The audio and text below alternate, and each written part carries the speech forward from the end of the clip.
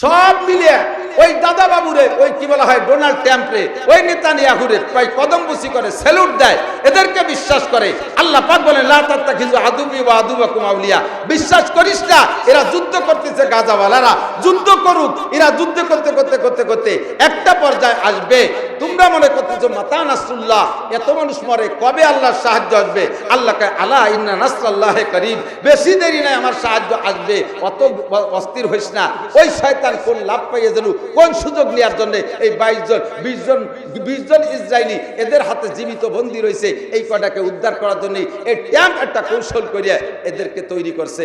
ওই মধ্যপ্রাচ্যের মৌলবীকে, মধ্যপ্রাচ্যের যুব্বওয়ালাকে তৈরি করিয়া মোটা টাকা হেনতে হাত দিয়ে খাইয়া একটু বিনিময় করে যখন সে কটারে জিন্দা নেওয়া হয়ে গেছে, এখন মায়ের আবার নতুন করে শুরু করছে।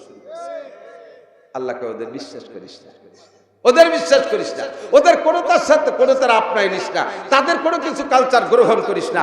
এ আমার মুসলমান যুবকরা, আমার প্রাণপ্রিয় বন্ধুরা, আমার পর্দার আড়ালের মা বোনেরা, জিন্দেগিতে ডোনাল্ড ট্রাম্পের একটা যুব্য গায়ে দিয়া এতবার সৌদি আরব আসলো, আগেরবার ওজন প্রেসিডেন্ট ছিল, সৌদি আসছে, আর এই মোহাম্মদ বিন সালমান তারে কাবা শরীফের পাশ দিয়ে ওই মাতা যে হাজিরা ঘুরে, সেই জায়গায় দিয়ে ঘুরে কাবা ঘর দেখাইছে। অথচ 22 কিলোমিটারের ভিতরে কোন কাফের, মুশরিক, ইহুদ, নাসারা, হিন্দু, বুদ্ধ, খ্রিস্টান কেউকে ঢোকার অনুমতি নাই। 22 কিলোমিটারের নাম হলো হেরেম। এই হেরেমের ভিতরে কাফের ঢোকা নিষেধ, একমাত্র মুসলমান ঢোকা ছাড়া। ওর ভিতরে ডোনাল্ড ট্রাম্পকে যদি মেরে ফেলাই দেওয়া হয়, তাহলে ইসলামী শরিয়াত অনুযায়ী তার কোনো বিচার হবে না। শতভাগ গার্ড দিয়ে, শতভাগ সিকিউরিটি দিয়ে তারে সেই জায়গাতে ঘুরেই নিয়ে গেছে। সে কি সেই সময় তোমাকে সাথে একটা যুব্য গায়ে দিয়েছিল? সে সময় একটা রুমাল কি মাথায় দিয়েছিল? জীবনেও কোনদিন তারা তোমাদের মতো যুব্ব পরবে না, তারা তোমাদের মতো রুমাল পরবে না, তারা তোমাদের মতো পাগড়ি পরবে না। অথচ তুমি মুসলমান, মুসলমানের সন্তান হইয়া পশ্চিমেদের মতো পাছা বের করা প্যান্ট পরো, নায়কদের মতো গেঞ্জি পরো। ওই কি বলা হয় প্লেয়ার যারা আছে, প্লেয়ার যারা আছে মেসি, নেইমার, তারা কি গেঞ্জি পরে, সেই গেঞ্জি তুমি পরো। তাদের দেশের পতাকা ভালোবাসা 1 কিলোমিটার 1.5 কিলোমিটার পতাকা, তুমি হাজার হাজার টাকা খরচ করে বাপের জমি বিক্রি করে পতাকা বানাও, তা তোমার ঘরের উপরে সেই পশ্চিমেদের পতাকাটা নাও। তোমার একখান পতাকা তো তারা কোনোদিন টানায় না। তাদের সবকিছু তুমি বানাই নিলে, তারা যেভাবে দাড়ি রাখে তুমিও সেরকম খাইজনি খাইজনি বগল সাইজের দাড়ি, বগলও যেটুক দাড়িও সেটুক। আল্লাহর কি রে দাড়ি কয় না, এর আল্লাহর কি রে কলাম, এই একটুক একটু খাইজনি দাড়িরে দাড়ি কয় না, এর নাম হলো নুস্য দাড়ি। ও দেখলি নুস্য নুস্য মনে হয়।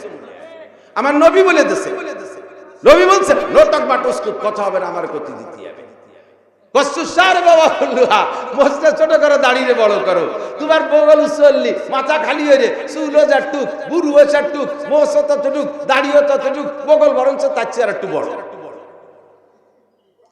যেটা দেখবা জেলেনস্কির দাড়ি আর মুসলমানের দাড়ি একই সাইজের, মেসির দাড়ি আর মুসলমানের দাড়ি একই সাইজের। এইটা কেন হবে? তুমি তাদের কালচারকে কেন ভালোবাসো? লা তাত্তাখিযু আদুবি ওয়া আদুবাকুম আউলিয়া, আমার শত্রু আর তোমাদের শত্রুকে বন্ধু বানাবা না। কথা কন? পাগড়ি তারা পরে, মনমোহন সিং পাগড়ি পরে, তুমি সেই পাগড়ি পরো না, তার সাথে একটু বিরোধ করে পাগড়ি পরো, তোমার পাগড়ির নিচে টুপি পরো। মুসলিম ইউনিফর্ম জুমার দিনে মনে আছে নাকি? জুমার দিনে 5টা সুন্নাত, কয়টা? আগামীকালকে সুন্নাত। 1 নম্বরে উত্তম রূপে গোসল, 2 নম্বরে মুসলিম ইউনিফর্ম কমপ্লিট করবেন।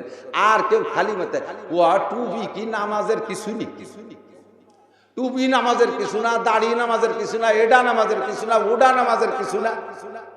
তাহলে কি তোমার ইসলামের কিছু? চরমুনার পিসাব হুজুর রাহমাতুল্লাহ আলাইহি বলতেন, আল্লাহু আকবার, আল্লাহ। একজনে খাটো করতে করতে করতে করতে কি করে ফেলাইছে, এক মুরব্বী প্যান্ট বানাইছে। সচরাচর পরে আগে ছোটবেলাতে অভ্যাস, ওই প্যান্টের নিয়মিত টাকনুর থেকেও নিচে থাকতে হবে। প্যান্ট যদি টাকনুর উপরে ওঠে, এটা হলো অসামাজিক প্যান্ট। সুবহানাল্লাহ। টাকনু শুয়ে, আমার দিক যুবক, আমার দিক তাকাও, টাকনু শুয়ে প্যান্ট পাজামা পরলে ক্বালা রাসূলুল্লাহ সাল্লাল্লাহু আলাইহি ওয়াসাল্লাম মান জাররা ইজারাহু বাতারা লাম ইয়ানজুরিল্লাহু ইলাইহি ইয়াউমাল কিয়ামা। যে ব্যক্তি অহংকার করে হোক, যেভাবেই হোক না কেন, পুরুষ হইয়া জামা, জুব্বা, লুঙ্গি, প্যান্ট, পাজামা টাকনু পর্যন্ত টাকনু শুয়াইয়া ব্যবহার করবে, লা ইয়ানজুরুল্লাহু ইলাইহি ইয়াউমাল কিয়ামা। ও যতবার হজ করুক আর যাকাত দিক, যত টাকা যাকাত দিক, ও যত নফল রোজা, নফল ইবাদত করুক না কেন, ও যতবার তাবলীগে চিল্লা দেখ না কেন, আল্লাহ তাআলা কিয়ামতের ময়দানে ওর দিক ফিরিও তাকাবে না। আর আল্লাহ যদি তোমার আমার দিক না তাকায়, তুমি কি একা একা বিল আর আড়ি বেচতে চলে যেতে পারবা? আল্লাহ না চায়, না চাই আল্লাহ যদি আমার দরকার নেই, বেচতে আমার বেচতে আমি চলে যেতাম। চৌরাস্তায় আহিয়ালা বাস দিয়ে দাঁড়ায় রয়েছে ফেরেস্তারা, নাক মুখ ফাটা বেলাতে বাড়ো, ঢোকার কোনো কায়দা কতক্ষণ?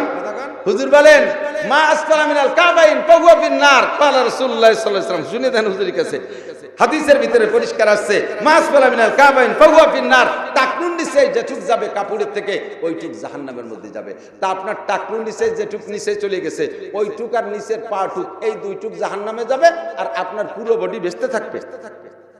পাও যে জায়গা পাওয়ালাও সে জায়গা, কথা কন না কেন? পা যে জায়গা পাওয়ালাও সেই জায়গা। এর এক একটা মাসালা যে শুনতেছেন, আমল হলো পরে বলতেছি, এক একটা মাসালা শুনতেছেন শিখতেছেন, এর বিনিময়ে আপনি 60 বছর নফল নামাজ ও নফল রোজার চাইতে বেশি নেকি কামাইতে পারছেন।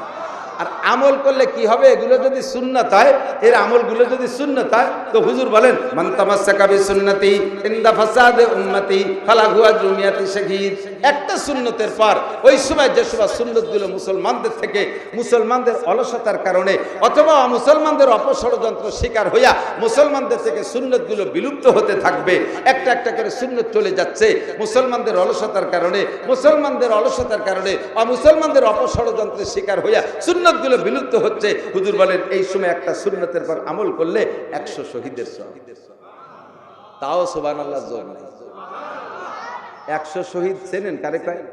বাংলাদেশি শহীদ না। আমাকে ওই গোপালগঞ্জের ভিতরে যে বড় বড় হিন্দু এলাকা আছে, ওই জায়গায় যে গেলে রাস্তার বাড়িতে দেখা যায় শহীদ হরিপদ, শহীদ গোপাল চন্দ্র। ওরা ওই যুদ্ধের সময় মরছে বিদায় ওকে নামও বলে শহীদ। শহীদ হওয়ার জন্য ইমান আর মুসলমান শর্ত, ইসলাম শর্ত, এইটা জানে না। শুধু আমাকে পক্ষ হইয়ে মরলি শহীদ। শহীদ হতো পাইকারি শহীদ বলতেছেন না। বাংলাদেশের কোন এক যুদ্ধে, খেয়াল করতেছেন নাকি আমি জানি না, বাংলাদেশের কোন এক ঘটনায় বেশ মানুষ মারা গেছে। তখন মারা যাওয়ার পরে বড় বড় হুজুরদেরকে ডাকে নিয়ে গেছে তৎকালীন নেতারা, নিয়ে বলছে হুজুর আমাকে তো অমক অমক অমক অমক রফিক শফিক বরকত এরা তো এই ব্যাপারে মারা গেছে, এরা কি শহীদ নাকি হুজুর? কথা হবে না, এরা কি শহীদ নাকি? তো বলতেছে আমার দিকে ওই পোলাপানে একটু দৌড়াদৌড়ি করতেছে, কয় হুজুর এই কয়জন কি শহীদ? হুজুররা চিন্তায় পড়ে গেছে, নেতারা ওই কয়জন রে ওই হুজুরকে নিয়ে এলো ফতোয়া দিতে ডেকে এনেছে। আর তাকে সামনে যদি দাঁড়াইয়ে কয় যে না এরা শহীদ না, তালি তো কয় এই কটা রাজাকার আটকা। আর যদি কয় শহীদ আর অরিজিনালি যদি শহীদ না হয়, তাহলে আল্লাহর কাছে আবার অ্যারেস্ট হবে না। 2 অ্যারেস্টের ভয়তে হুজুররা 2 ঘন্টা চুপ করে রয়েছে, হা না কিচ্ছু কয় না। শহীদ না শহীদের ভাই না শহীদের কাকা না বাপ, এ কিচ্ছু কয় না। এদেশে মেলা শহীদ আছে না, নামে শহীদ, আসলে কি? একজনের নাম আতর আলী, শুনিয়ে পরান না ফসফস করতেছে কি যেন গিরান, অথচ তার বগল দিয়ে চুষো মরা গেল।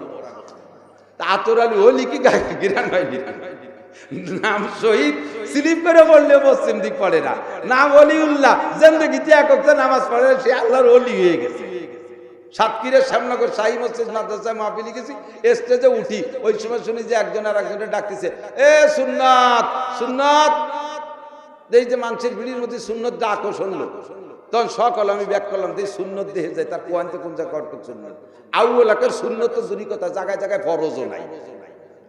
প্যান্ট একটা ভরি আইছে সুন্নত দিয়ে যে তার ভাষার দাঁতে গিরিয়ে বার রয়েছে 1 বিঘে, তাহলে ফরজ মাইর খাইছে না? তার নাম আতর আলী হলি গিরান হয়ে যায়, নাম শহীদ হলি শহীদ হয়ে যায়, শহীদ হরিবদ। কেমন কথা! উহুদ বদর খন্দকে যারা নবী পাকের সাথে থাইকা কাফেরের মোকাবেলায় লড়তে লড়তে জীবন দিয়ে দিয়েছে, হত্যা হয়ে গেছে, এই রকম শহীদের 100 শহীদের যেই নাকি একটা সুন্নতের পর আমল করলে সেই পরিমাণ নাকি। কেন আপনি খুশি হয়ে সুন্নত সুবহানাল্লাহ বলবেন না? আল্লাহু আকবার। মান তামাসসাকা বিসুন্নতি ইনদা ফাসাদে উম্মতি। কি বলতে চাইছি?